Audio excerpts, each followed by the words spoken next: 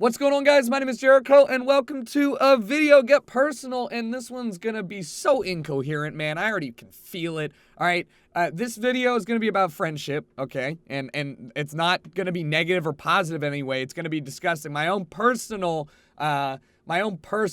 experiences, as well as kind of what I think are important things to take away from what I've learned. And it's gonna be incoherent because I don't really fucking know how to phrase all the ideas I got going on here. So let's just start it out with this, okay? One, I feel like everybody can have a network of friends that creates a best friend. And what I mean by that is there are some people, and it's become increasingly apparent to me, that, you know, like when Rob and Cheney have a best friend or a group of best friends, people who you will go out of your way to do very basic stuff with just because you enjoy their company. I mean, if you can spend multiple days in a room with these people and not go crazy with each other, they're probably your best friend. And it's okay to go, I don't have somebody like that. I don't have somebody I can call at 4 a.m. and be like, I need you to drive and come pick me up at this person's house, right? Like, it's okay to not have that. That said, I started thinking about that, and I was like, wow, I've had really good friends, people that I considered best friends for a while, but none of them have been as influential, or not. That's not true. None of them have been. I haven't spent as much time with these people as I do with Rob and Cheney. And first off, Rob and Cheney, if you're watching this, shut the fuck up. Stop watching. This is weird. I don't like talking about this. But I realized that there was not really a time in my life after junior year of high school where I felt like I didn't have an awesome network of friends, of people that supported me. And I felt that group of people gave me everything that I needed from friendship, right? And I know this is super...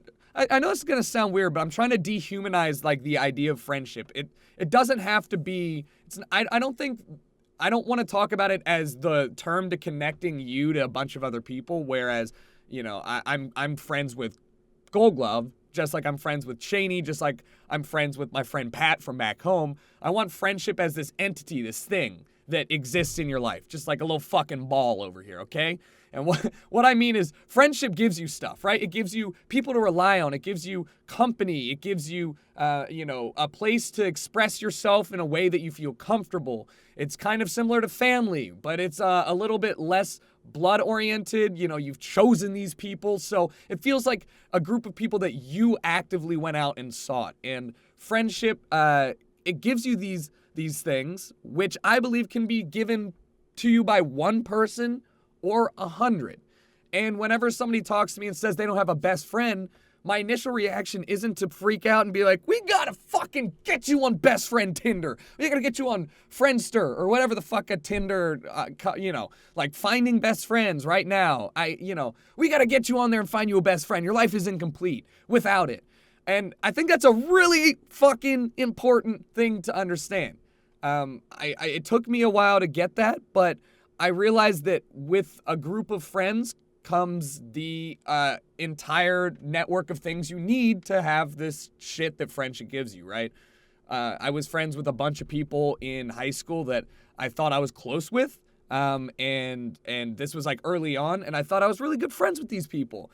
I mean, I wasn't. They never invited me over to their houses or anything like that. But, like, I thought they were good friends. I hung out with them all day at school. You know, we'd eat lunch together. We played sports together. Or, you know, I'd see them, you know, out and about. But, like, that gave me all that I wanted, which was a network of people to spend time with at school. It was separate from the group of people that I played video games with at home, which was another group that I felt like I really shared this passion with. And that group, those two groups working in tandem, I felt good. Like, I never really thought to myself outside of being an angsty teen, like, oh boy, like Jericho, like Tucker, you feel like you're missing something here. Yeah, I did feel like I was missing somebody that I could call my best friend. You know, this idea that on TV or in a movie, everybody's got that best friend, right? Everybody's got the person that they're going to call up when they're afraid they're getting murdered at 4 a.m.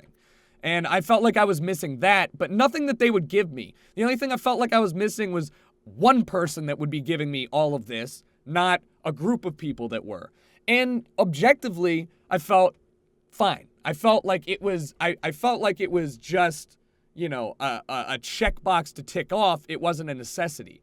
And so what I realized too is once I found people to call my best friends, the people that I really could talk about some shit with, if I murdered somebody, they'd be like, "Where are we hiding the body?"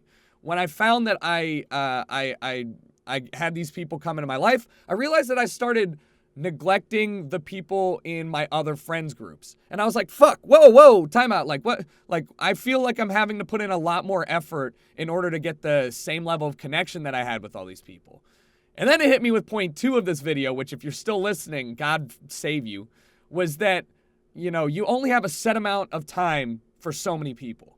And having somebody that's close in your life or people that are close in your life is very much like dating. It's the same kind of idea where you're expected to give an equal amount in that relationship. You're expected to ask them what's up, to read their signals, maybe understand that they're down without them telling you, or support them when they're in having a good time. It's people like that, and I was like, oh my God, I honestly feel like I'm dating Robin Chaney. First off, like, and that's not a bad thing, but I was like, holy shit. And with that with that extra commitment, that extra support comes the expectation of extra time spent. And I found that, Robin Chaney were giving me the in-person and friendship that I was seeking from other groups of people. And I started to realize that I was not really being very social with these groups. I wasn't going out of my way to hang out with them. I was putting off a lot of people. And that made me sad. I was like, what the fuck? Like, I've got all these amazing people that I've been friends with, in my opinion, for years. And now they feel like they're by the wayside because I'm not doing a good enough job. And then I was like, whoa, do I really have time? Is there really time to do that? And the overarching theme here is I realized that you really do have the ability to spread yourself thin across a bunch of people, 100 people, name it, 50, whatever, and get the same level of support and enjoyment as you would from one person who does it all.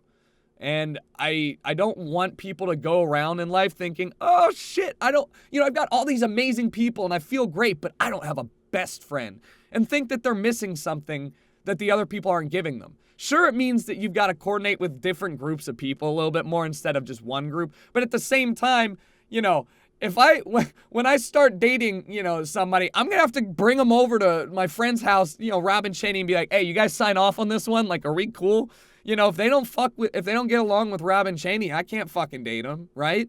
And I was like, I wouldn't have had that problem with a larger group of friends. I'd be like, oh, you guys don't fuck with the girl? I mean, okay, time to figure out, another group of people to spend time with. So it's a double-edged sword, right? And I think there's a big value in maintaining a happy balance between your close, tight-knit group of friends and those that are in different specific groups. So your work friends, your school friends, your sports friends, your gaming friends, those are all dope.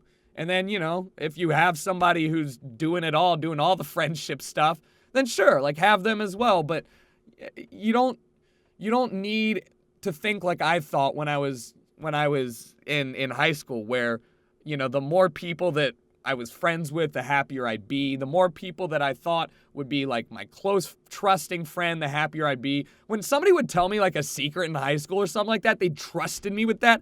And I know this sounds pathetic, but like, I don't know what you want from me, man. This is a real talk. I would get like so stoked. I'm like, this guy fucking accepts me as me, and like, we're friends enough, we're close enough that he'll share this. Like, that's super cool. And I don't, I feel like that was a damaging mindset, and I'm happy that I've kind of moved past that. And to go back and say that you neglect certain groups of people and friends when you do, if you do have somebody or a group of people that are closer than them, I want you to know that that's okay to say and be comfortable with. I know that a lot of people feel guilty.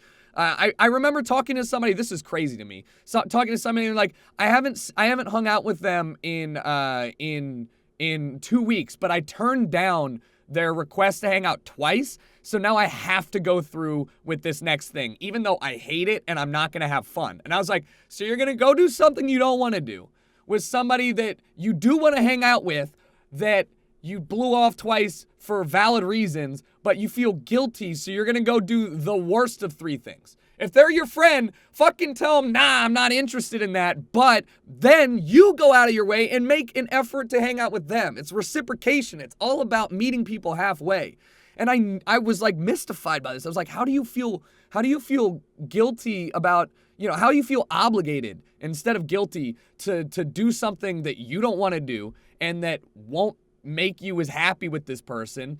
And just because you said no, like, it's okay to spend more time with other people if you're willing to continue to keep that friendship going by reciprocating in some way.